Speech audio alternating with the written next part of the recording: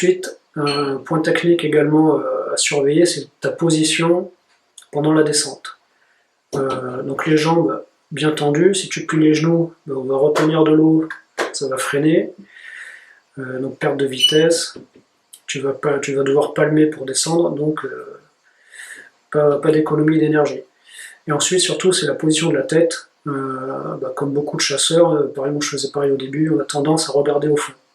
Donc si on regarde au fond, hop, on a la tête inclinée, déjà on n'est pas à l'aise, ça nous fait des tensions ici, on ne peut pas être relâché, donc pas de relâchement, l'apnée n'est pas bonne.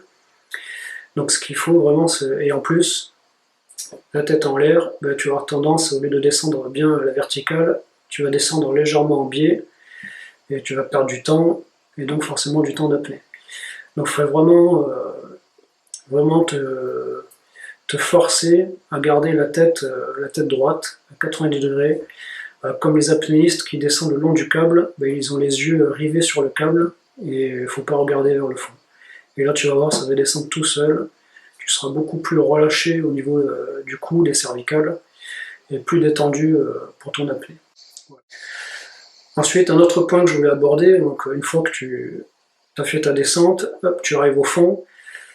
Pareil, il y a beaucoup de chasseurs qui vont se mettre à palmer pour se déplacer au fond, soit en faisant de l'indienne, ou alors pour aller vers son poste d'agachon.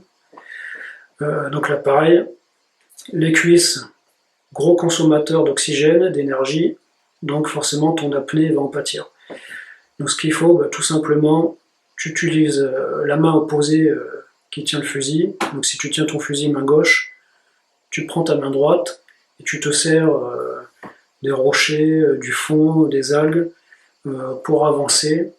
Et tu vas avancer progressivement à l'aide de la main, toujours pareil, muscle très peu gourmand, plutôt que nos grosses cuisses qui consomment beaucoup d'énergie. Voilà, c'est un petit truc. Voilà, si tu veux gagner en apnée, utilise plutôt tes mains, tes bras, que de palmer voilà, des fois pour pas grand chose, ou pour faire juste quelques mètres. Voilà, utilise tes mains. Voilà, encore une petite astuce, un petit point, toujours dans le but de te faire économiser, c'est pour la remontée. La remontée, moi je faisais ça aussi également. Pour décoller du fond, qu'est-ce que je faisais? Je prenais appui avec mes palmes sur le fond, je poussais, donc pareil avec mes cuisses, et là, il faut palmer assez fort pour décoller, se donner une vitesse pour décoller, et commencer à palmer pour rejoindre la surface.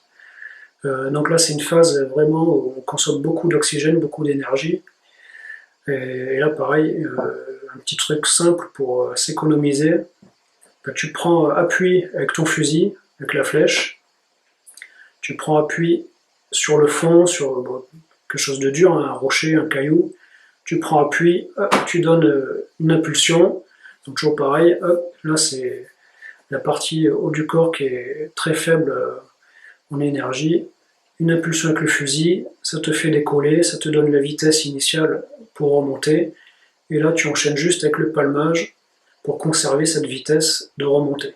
Voilà, et là tu verras, tu vas faire beaucoup moins d'efforts pour remonter, et tu vas remonter plus sereinement, plus tranquillement vers la surface. Voilà, la petite astuce du jour. J'aborde un dernier point, parce que j'avais d'y penser en parlant de remonter à la surface. C'est la partie lestage, ta ceinture de plomb, ton plombage. Voilà, faut vraiment qu'il soit vraiment bien équilibré, bien défini. Faut pas se surlester, quoi. Faut pas se charger. Plus tu descends, moins tu auras besoin de poids. Alors forcément, tu vas faire un canard, tu seras lesté, tu vas faire un bon canard, tu vas descendre tout seul, tu vas pas forcer, la descente elle sera facile. Par contre après il faut remonter, quand vraiment tu commences à descendre assez profond, la remontée quand tu es chargé, c'est un peu sport quoi. Donc c'est vraiment pas bon quoi. Donc il faut que tu trouves le bon équilibre avec ta ceinture de plomb. En général on dit que c'est 1 kg par 10 kg de masse corporelle, donc voilà, par exemple si tu pèses 60 kg, en gros tu devrais avoir 6 kg à ta ceinture. Bien sûr c'est ajusté en fonction de de ton style de pêche, si tu pêches profond, pas profond. Voilà, si tu pêches pas profond, entre 0 et 5 mètres, par exemple chasser le loup, quand il y a du remous, du courant, voilà, tu as besoin d'être un peu chargé pour être stable. Là, ok, mais voilà, si tu commences à descendre plus profond, il faut vraiment bien trouver ton équilibre avec ta ceinture. Et en gros, ce qu'il faut, c'est environ à moins 10 mètres que tu sois neutre. Voilà. Donc tu descends à 10 mètres, tu stabilises, et là tu dois ni remonter ni couler, tu dois être vraiment en flottabilité neutre. Voilà, donc essaye de trouver cet équilibre. Et si vraiment tu commences à descendre dans les 20 mètres, 30 mètres, tu n'as vraiment pas beaucoup besoin de poids. Moi, un exemple, hein, pendant le stage d'apnée, je suis descendu à moins 30 mètres. À ma ceinture, j'avais 2 kilos. Voilà, je pèse 65 kilos. J'avais 2 kilos, j'ai laissé juste 2 kilos à ma ceinture, juste histoire de dire que j'avais du poids à la ceinture. Voilà, parce que je savais que j'allais descendre profond. Et après, il faut remonter, quoi. Remonter de 30 mètres, bon, voilà, ça demande un certain effort. Donc c'était surlesté, la remontée sera difficile. Donc voilà, essaye de bien trouver ton équilibre à ta ceinture de poids. Voilà, c'est ta sécurité avant tout.